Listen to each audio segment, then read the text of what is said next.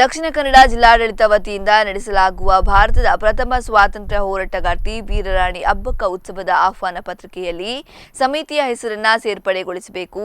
ಇಲ್ಲವಾದಲ್ಲಿ ಏಪ್ರಿಲ್ನಲ್ಲಿ 18 ಮತ್ತು 19ರಂದು ಸಮಿತಿ ವತಿಯಿಂದ ಪ್ರತ್ಯೇಕ ಸಾರ್ವಜನಿಕ ಅಬ್ಬಕ್ಕ ಉತ್ಸವ ನಡೆಸಲಾಗುವುದು ಎಂದು ಉಳ್ಳಾಲ ವೀರರಾಣಿ ಅಬ್ಬಕ್ಕ ಉತ್ಸವ ಸಮಿತಿ ಸವಾಲೊಡ್ಡಿದೆ.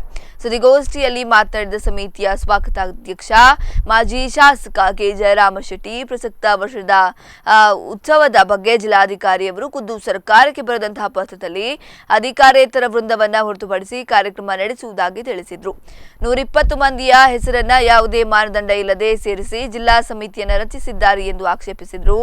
ಉಳ್ಳಾಲ ವೀರರಾಣಿ ಅಬ್ಬಕ್ಕ ಉತ್ಸವ ಸಮಿತಿ ಹಾಗೂ ಸಾರ್ವಜನಿಕರ ಪಾಲ್ಗೊಳ್ಳುವಿಕೆ ಕಳೆದ 2 ವರ್ಷಗಳಿಂದ ಇಲ್ಲದಿರುವುದರಿಂದ ಜನರು ಕೂಡ ಸ್ಪಂದಿಸ್ತಾ ಇಲ್ಲ.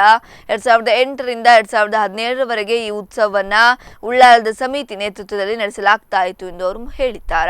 ಮಂಗಳೂರು ವಿಶ್ವವಿದ್ಯಾನಿಲಯ ಕಾಲೇಜಿನಲ್ಲಿ 2 ದಿವಸ ಈ ನಾಡಿನ ಎಲ್ಲ ಹಿರಿಯ ಸಾಹಿತಿಗಳನ್ನೆಲ್ಲ ಸೇರಿಸಿ ಒಟ್ಟಾಗಿದ್ದುಕೊಂಡು 2 ದಿವಸದ ಕಾನ್ಫರೆನ್ಸ್ ಮಾಡಿದ್ದೇವೆ.